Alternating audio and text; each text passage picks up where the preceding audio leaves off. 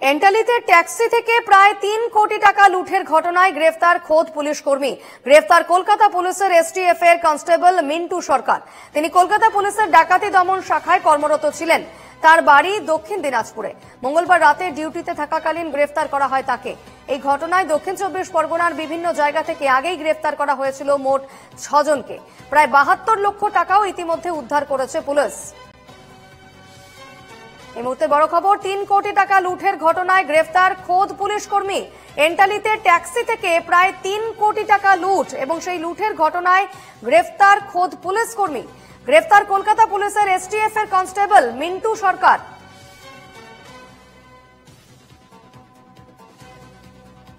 মিন্টু সরকার কলকাতা পুলিশের ডাকাতি দমন শাখায় কর্মরত ছিলেন। তার বাড়ি দক্ষিণ দিনাজপুরে। মঙ্গলবার রাতে ডিউটিতে থাকাকালীন গ্রেফতার করা হয় তাকে।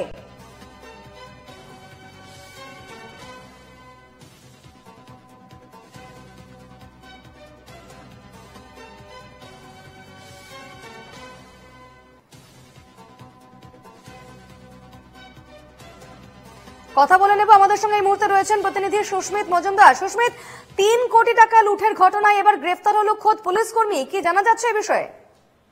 দেখো, যেটা জানা গিয়েছে এই নিয়ে মোট ৬ জনকে গ্রেফতার করতে পেরেছে পুলিশ। তার আগে অর্থাৎ গত ঘটনার যেদিন ঘটে, অর্থাৎ গত মঙ্গলবার দিন এই ঘটনাটি ঘটে। এটিএম এ তারা টাকা রাখতে এসেছিলেন একদল লোক।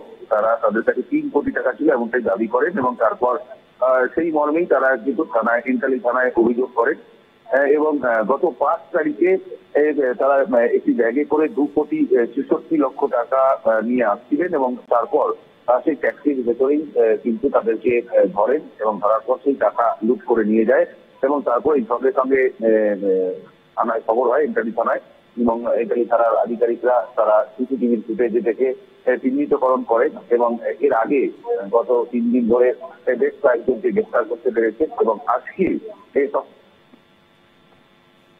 গ্রেফতার করা হয়েছে।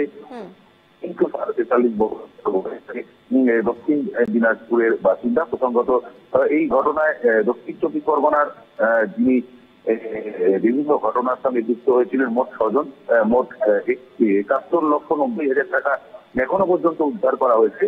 তবে এই যে মিন্টু সরকার, তিনি কলকাতা পুলিশের এসটিএফ এর একজন কনস্টেবল এমনটা জানা গিয়েছে এবং সেই জন্যই সবচেয়ে আশ্চর্যজনক বিষয় যে ডাকাতির সঙ্গে যুক্ত একজন পুলিশ কর্মী, এটাই কিন্তু সবচেয়ে আশ্চর্যজনক এবং তাকে কিন্তু আজকে লালবাজারের ডিটেকটিভ ডিপার্টমেন্ট তাকে গ্রেফতার করেছেন এবং তাকে আজকে আদালতে পেশ করা হবে। আদালতে পেশ করার পর তাকে হেফাজতে নেওয়া হবে। হেফাজতে নিয়ে তারপর কিন্তু সমস্ত বিষয়টা জানার চেষ্টা করবে যে কেন তারা এই লুট করেছিলেন বা তাদের কাছে এই ইনফরমেশন কোথা থেকে এসেছিল, সেই সমস্ত বিষয়গুলো তাকে জিজ্ঞাসাবাদ করবে। এই কারণেই তাকে কিন্তু হেফাজতে চাইবে এবং সেটা কিন্তু জানা গিয়েছে পুলিশ সূত্রে।